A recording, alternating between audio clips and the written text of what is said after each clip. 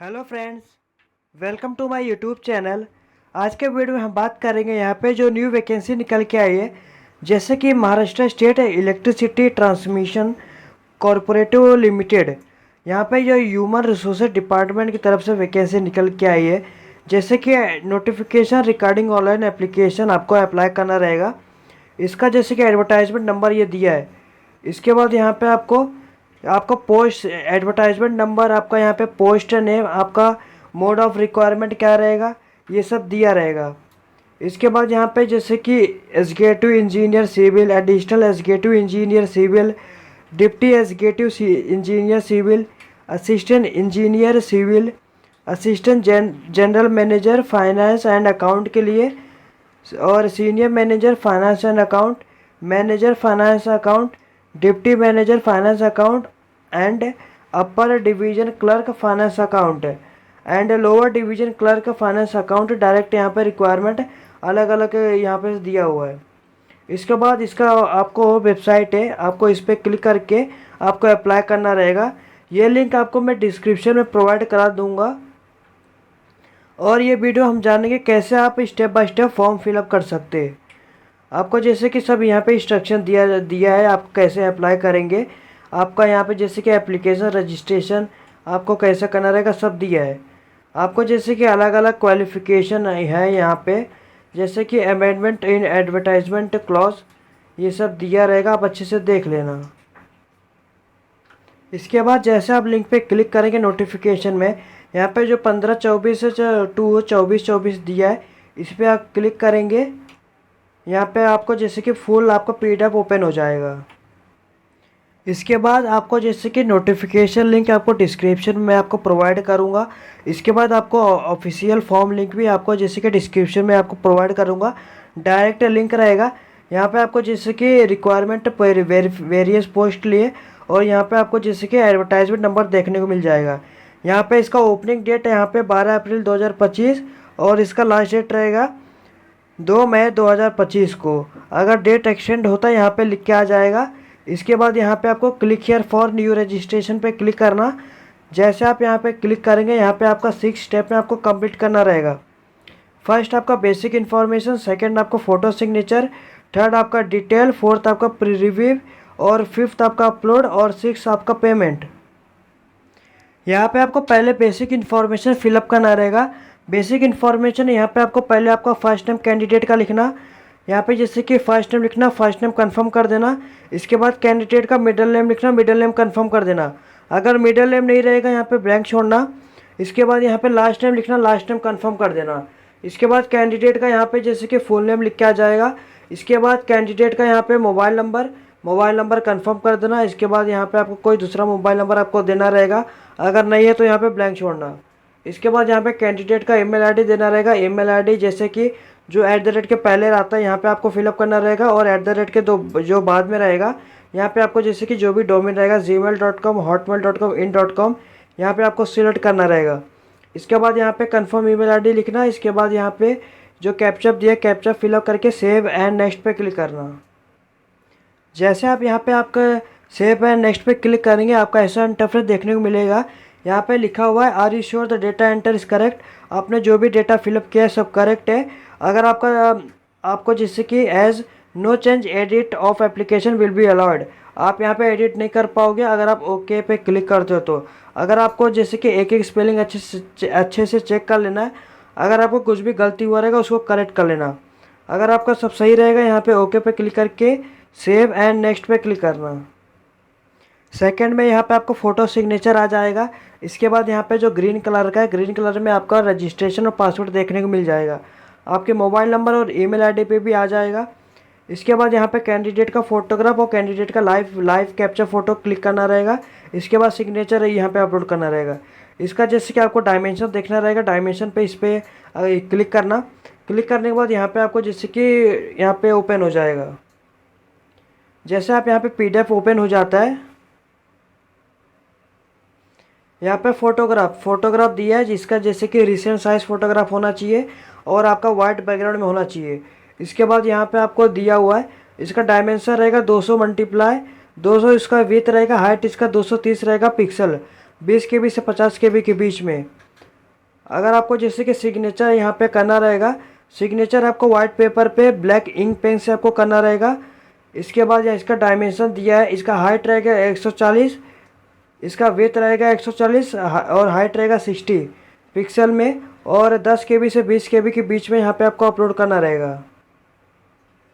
यहाँ पे जैसे कि फ़ोटो को रिसाइज कर लेना। अगर आपको कोई भी दिक्कत आता है फ़ोटो को कैसे रिसाइज कर सकते, कैसे साइज़ में, कैसे KB में कन्वर्ट कम KB में कर सकेंगे अब, और सिग्नेचर को भी डिस्क्रिप्शन में ही आपको लिंक मिलेगा, छोटा सा 4-5 मिनट का वीडियो रहेगा, आप वहाँ से जैसे कि देख सकते हो कैसे आप कर सकते हैं। मैं आपको इसमें आपको लाइव में कैप्चर फ़ोटो जैसे कि करके बताऊँगा आपको। जैसे कि आपके पास घर में कोई मतलब सिंगल मोबाइल है, यहाँ पे जैसे कि आप स्क्रीनशॉट लेना इसका। जैसे आप इसका स्क्रीनशॉट लेंगे,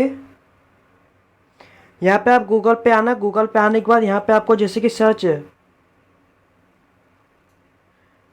जो आपने यहाँ पे सर्च किया था, जो स्क्रीनशॉट लिया था, जो आपने स्क्रीनशॉट लिया था, यहाँ पे आप जैसे कि फ़ोटो को अपलोड करेंगे। अपलोड करने के बाद इस वेबसाइट पे क्लिक करना। जैसे आप यहाँ पे लिंक आएगा, लिंक आने के बाद यहाँ पे आपको कैप्चर फ़ोटो पे क्लिक करना। आपका जो भी फ्रंट का कैमरा रहेगा ओपन हो जाएगा। यहाँ पे जैसे कि 10 सेकंड में यहाँ पे थोड़ा लोडिंग लेगा। यहाँ पे आपका फ़ोटो अपलोड सक्सेसफुल हो जाएगा। इसके बाद यहाँ पे ओके पे क्लिक करना। जैसे आप इसी वेबसाइट पे दोबारा आएंगे, यहाँ पे आप रिफ्रेश करेंगे, यहाँ पे आपका फ़ोटो अपलोड हो जाएगा। इसके बाद यहाँ पे जो टिक करना रहे कंफर्म करना। इसके बाद यहाँ पे सिग्नेचर भी अपलोड करना, फोटोग्राफ भी अपलोड करना। इसके बाद यहाँ पे आपको नेक्स्ट पे क्लिक करना रहेगा। वापस से बोल रहा हूँ, अगर आपको जैसे कि फ़ोटो और सिग्नेचर में जैसे कि कोई भी दिक्कत होता है तो आपको डिस्क्रिप्शन में इसका लिंक मिलेगा, वहाँ से जैसे कि जाके देख सकते हो। इसके बाद यहाँ पे आपको जैसे कि यहाँ पे आपको कोड दिया रहेगा, यहाँ पे अप्लाइड फॉर किस पोस्ट लिए अप्लाई कर रहे हो। यहाँ पे जो नोटिफिकेशन मैंने आपको दिया है, आपको डिस्क्रिप्शन में यहाँ पे जो एडवर्टाइजमेंट नंबर है, यहाँ पे आपको सिलेक्ट करना रहेगा। अगर यहाँ पे आप जैसे कि अपर डिवीज़न क्लर्क करते हो, यहाँ पे आपको 23-24 करना रहेगा। अगर आप लोअर डिवीज़न क्लर्क करते हो, यहाँ पे आपको 2024 आपको क्लिक करना रहेगा वहाँ पे। यहाँ पे जैसे कि ध्यान रखना, जो भी आप यहाँ पे अप्लाई करेंगे आपको जैसे कि क्वालिफ़िकेशन आप यहाँ पे देख लेना। आपको नोटिफिकेशन में आपको जैसे कि प्रोवाइड कर दूँगा। यहाँ पे जैसे कि आप 24-24 सिलेक्ट करेंगे, यहाँ पे आपको लोअर डिवीज़न क्लर्क यहाँ पे आ जाएगा। इसके बाद आप कौन से जोन के लिए यहाँ पे जैसे कि अप्लाई करेंगे, यहाँ पे आप जैसे कि यहाँ पे आप सिलेक्ट कर लेना। आपका जो भी नज़दीकी रहेगा यहाँ पे आप सिलेक्ट कर लेना। इसके बाद यहाँ पे आपको कैटेगरी ऑफ कैंडिडेट, जैसे कि SC ST, आपके पास जो भी कास्ट सर्टिफिकेट रहेगा यहाँ पे आप सिलेक्ट कर लेना। अगर आप जैसे कि आपके ऊपर जैसे कि आपको एज रिलैक्सेशन आपको लेने का है, आपको नोटिफिकेशन में सब लिखा रहेगा, और आपको ST SC जो भी रहेगा आप सिलेक्ट कर लेना। अगर आप ओपन में आते हो तो यहाँ पे आपको कोई भी डॉक्यूमेंट अपलोड करना ज़रूरत नहीं है, आप ओपन में काउंट होके आओगे। और जैसे कि post applied under with category, यहाँ पे आप ओपन ही सिलेक्ट करना अगर आप रहेंगे तो। अगर आप जैसे कि EWS हो गया, ST हो गया, तो यहाँ पे सब कास्ट आपको देना रहेगा। आपको डोमिसाइल ऑफ महाराष्ट्र स्टेट आपके पास रहना चाहिए। Are you person with backbencher disability, अगर आप रहेंगे तो यस पे क्लिक करना। टाइप ऑफ डिसेबिलिटी यहाँ पे आप दे देना। इसके बाद यहाँ पे आप टाइप ऑफ डिसेबिलिटी सिलेक्ट करना, कौन सा टाइप ऑफ डिसेबिलिटी है उसके हिसाब से दे देना।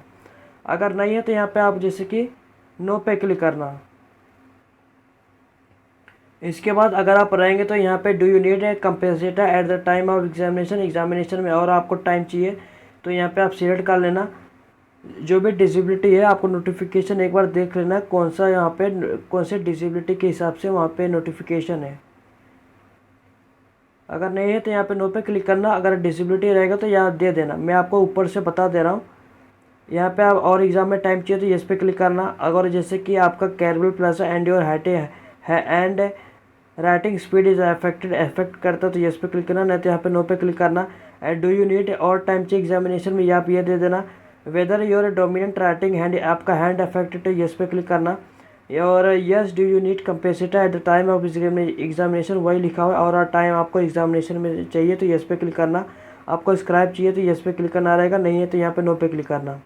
आपको यहाँ पे मेडिकल सर्टिफिकेट आपके पास रहना चाहिए, यस पे क्लिक करना। आपको यहाँ पे वेदर डिसेबिलिटी परमानेंट या टेम्पोररी दोनों में से कोई है सिलेक्ट कर लेना। अगर आप इफ़ यस करते हो यहाँ पे सर्टिफिकेट नंबर आपको देना रहेगा और डेट ऑफ सर्टिफिकेट दे देना। अगर नहीं है तो यहाँ पे जैसे कि नो पे आप क्लिक करोगे, ये सब ऑप्शन बंद हो जाएगा। इसके बाद are you person with specified disability covered under the definition of section subsection 2 of the 2016 and not covered under section 2 of, अगर रहेंगे तो यस पे क्लिक करना। यस पे क्लिक करने के बाद ये जैसे कि और भी आपको एग्ज़ाम में टाइम चाहिए, यस पे क्लिक करना, आप अपने हिसाब से दे देना। नहीं है तो यहाँ पे नो पे क्लिक करना। इसके बाद ये सब ईवीएस अगर आप ईवीएस सर्टिफिकेट नंबर के लिए अगर रहेंगे तो ये सब आपको फिलअप कर देना। Are you appealing under women reservation, अगर आप हो तो यस पे क्लिक करना, नहीं तो यहाँ पे नो पे क्लिक करना।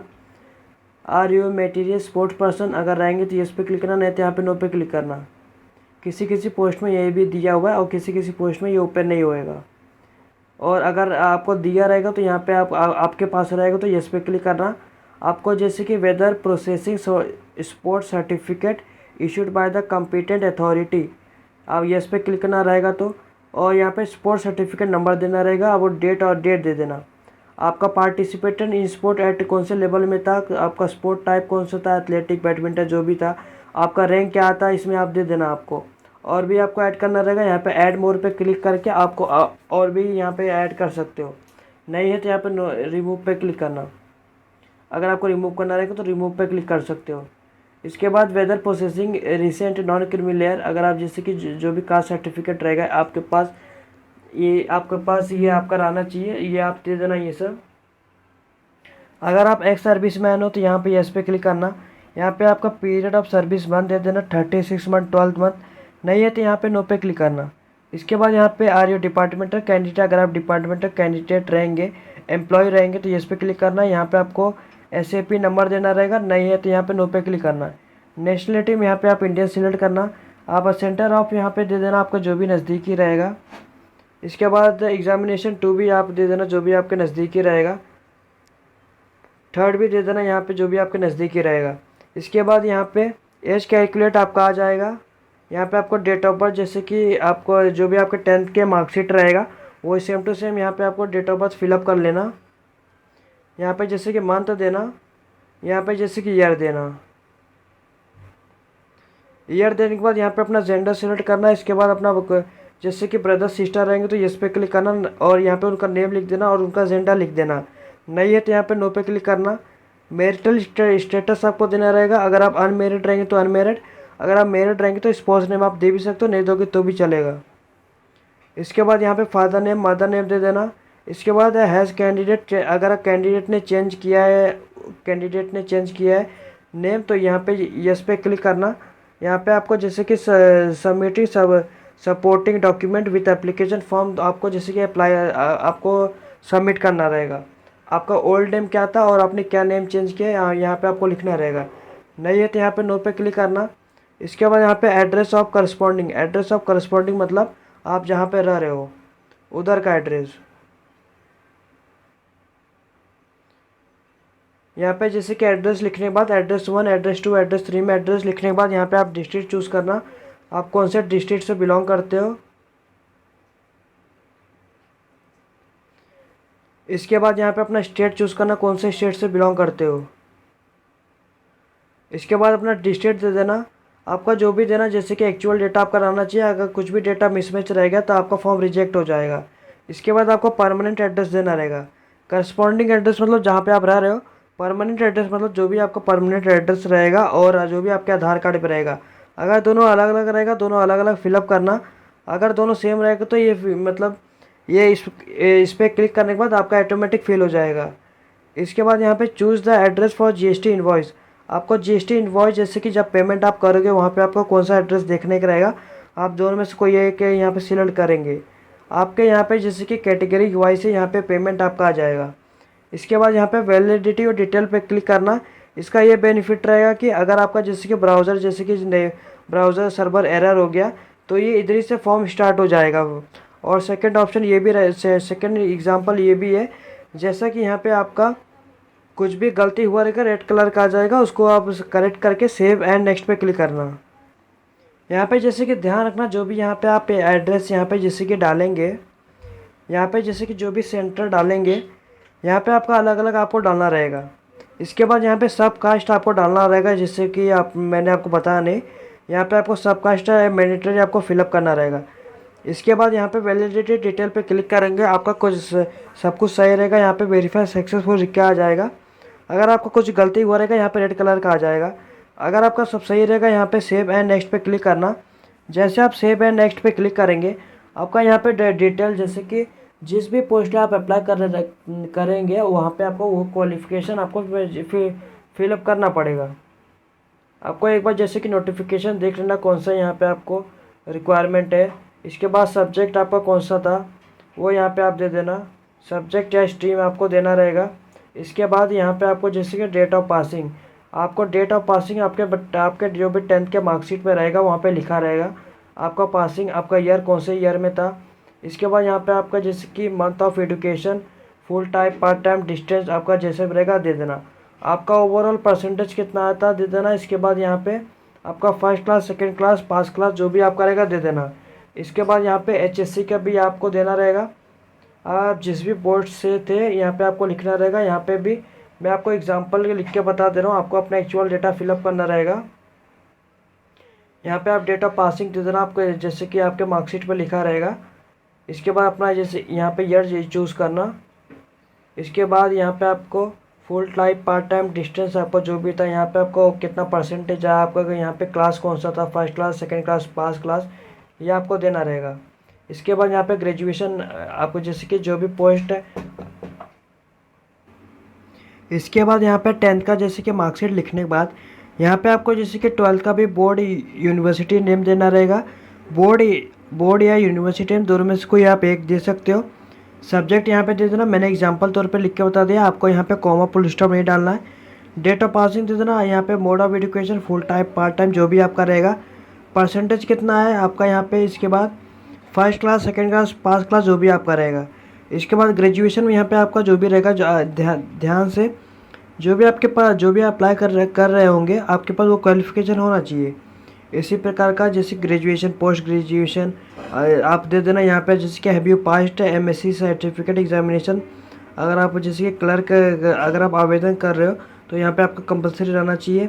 इसके बाद हैव यू पास्ड इक्विवेलेंट और higher computer qualification as authorised by the government of India Maharashtra, ये आपके पास होना चाहिए। आपके पास कोई वर्क एक्सपीरियंस है, क्वालिफिकेशन, ये आप दे सकते हो। नेम ऑफ एम्प्लॉयर, डेजिनेशन आपका क्या है, आपका जैसे कि अभी भी कर रहे हो तो यस पे क्लिक करना, ये जैसे कि ऑफ हो जाएगा। इसके बाद नेचर ऑफ ड्यूटी क्या है आपका, रीजन ऑफ लिविंग क्या रहेगा, यहाँ पे आपका एज काउंट होके आ जाएगा, मंथ। इसके बाद यहाँ पे आप कोई 3 लैंग्वेज सिलेक्ट कर सकते हो। मराठी जैसे कि आपको रीड राइट स्पीक आता है, यहाँ पे आपको जैसे कि इंग्लिश आपको लिख देना है, इंग्लिश हो गया, इंग्लिश रीड राइट स्पीक। इसके बाद यहाँ पे आपको वैलिडिटी और डिटेल पे क्लिक करना रहेगा। अगर आपका सब सही रहेगा यहाँ पे सक्सेसफुल लिख के आ जाएगा। इसके बाद यहाँ पे आपको सेव एंड नेक्स्ट पे क्लिक करना।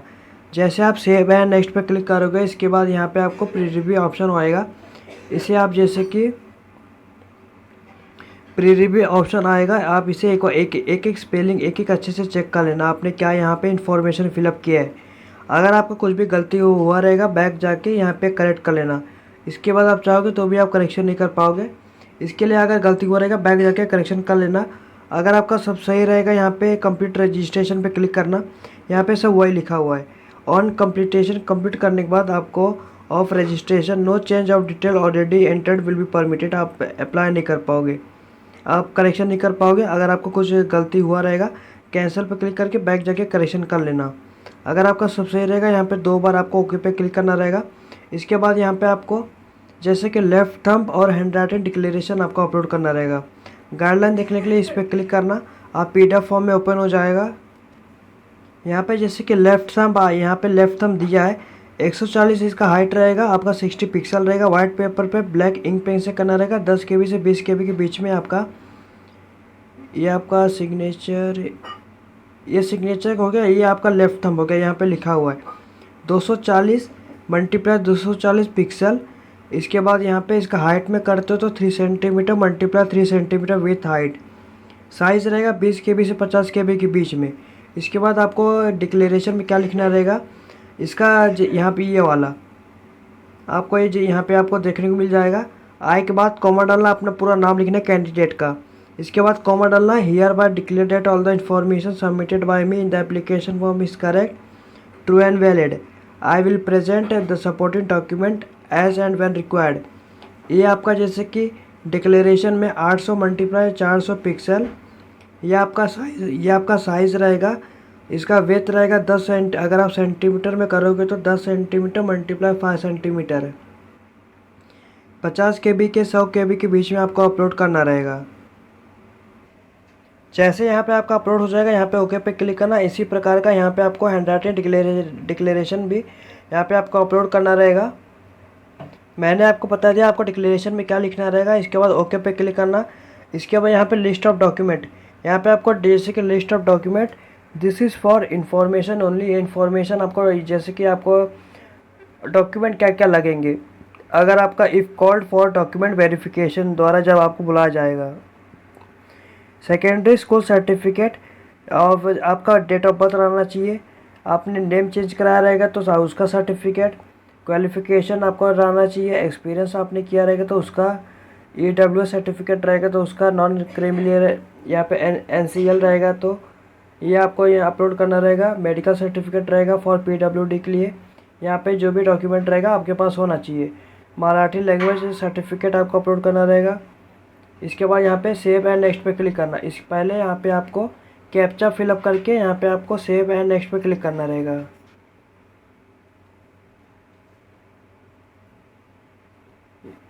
V97P6 आपका अलग अलग कैप्चा आ जाएगा। इसके बाद यहाँ पे डोमिसाइल भी आपके पास होना चाहिए महाराष्ट्र स्टेट का। इसके बाद यहाँ पे सेव एंड नेक्स्ट पे क्लिक करना, ओके पे क्लिक करना।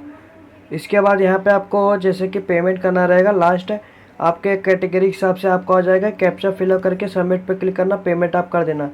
UPI द्वारा नेट बैंकिंग UPI आसानी से पेमेंट कर पाओगे। Debit card, credit card, UPI, net banking आप आसानी से पेमेंट कर देना। पेमेंट करने के बाद इसी वेबसाइट पे दोबारा आना, एप्लीकेशन प्रिंटआउट वो पासवर्ड और रजिस्ट्रेशन डाल के यहाँ पे एप्लीकेशन प्रिंटआउट निकाल लेना। अब पेमेंट स्टेटस भी आप देख सकते हो। इसी तरह मैंने आपको बता दिया कैसे step by step form fill up कर सकते हैं।